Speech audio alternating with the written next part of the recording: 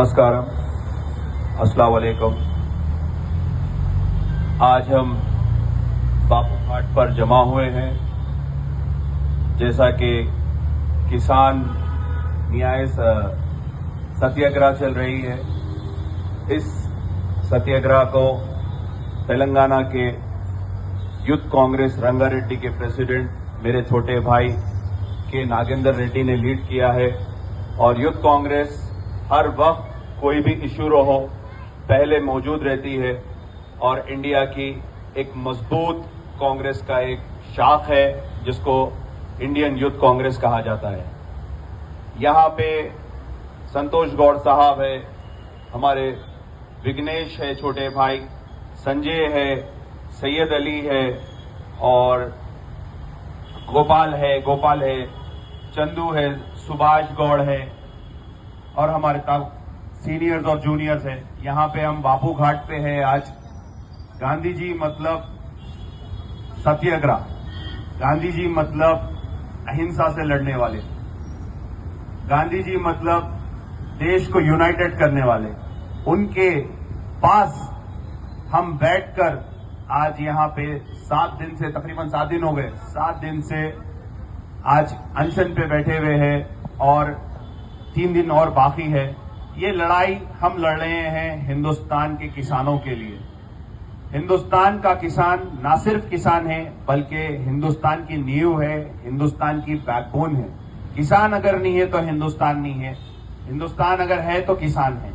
तो ये यहाँ पे जो किसानों के साथ नरेंद्र मोदी की जो नाइंसाफी हो रही है, नरेंद्र मोदी जो किसानों के साथ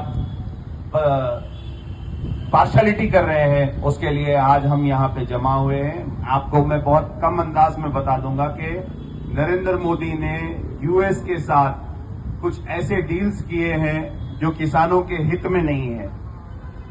फार्मर्स जो यूएस के हैं, उनके खेत जो है हजारों एकड़ पे है, उनके पास मशीनरीज है, उनके पास टेक्नोलॉजी है और उनको जीरो पे, यूएस उनको कोई टैक्स नहीं लगाती है, जीरो पे उनको दे रही है। और हमारे किसानों को दुनिया के टैक्सेस हर वो चीज लगाती है। अब ये यूएस के जो किसान हैं वो कपास रहो, मकई रहो, आपके दूसरे और फ्रूट्स रहो, सेब रहो, दूसरे फ्रूट्स रहो, ये तमाम चीजों को अभी इंडिया लेके आएंगी।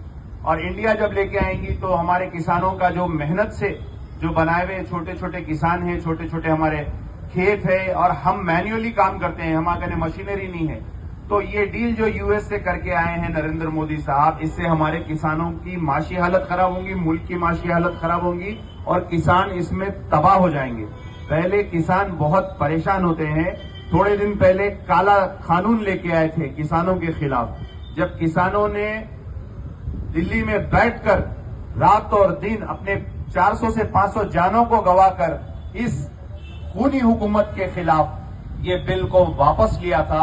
आज फिर पूरा हिंदुस्तान किसानों के लिए साथ खड़ा हुआ है। हमारे राहुल गांधी जी जो बेबाक बोलते हैं, पार्लियामेंट में लीडर ऑफ ऑपोजिशन है, उनपे ऐसे बोलने पे कई केसेस बुक हो रहे हैं। बराबर से एमएसपी नहीं दे रहे हैं तो राहुल गांधी जी आवाज उठाते हैं और हमारे खड़गे जी आवाज उठाते हैं। लोगों को समझना चाहिए, बीजेपी वालों को भी समझना चाहिए, अगर किसान नहीं है बाबा तो हिंदुस्तान नहीं है।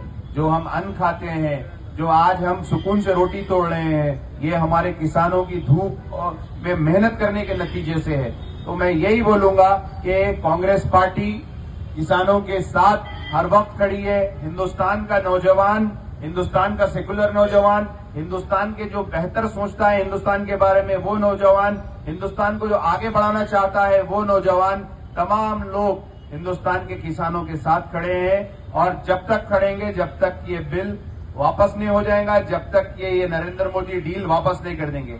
और एक बात मैं आपको बताऊंगा कि यूएस में सुप्रीम कोर्ट ऑफ यूएस ये जो टैरिफ्स लगाए हैं नरेंद्र मोदी, डोनाल्ड ट्रंप जो टैरिफ्स लगाए हैं, ये टैरिफ्स को वापस लेने के लिए बोल दी है और हर कंट्री अपने अपने जो भी एग्रीमेंट्स थे वो सब कैंसिल कर दिए। बहरहाल डरपोक नरेंद्र मोदी ने अब तक ना उसके बारे में कुछ बोला है, ना वो बिल अभी तक वो डील्स कैंसिल करा है।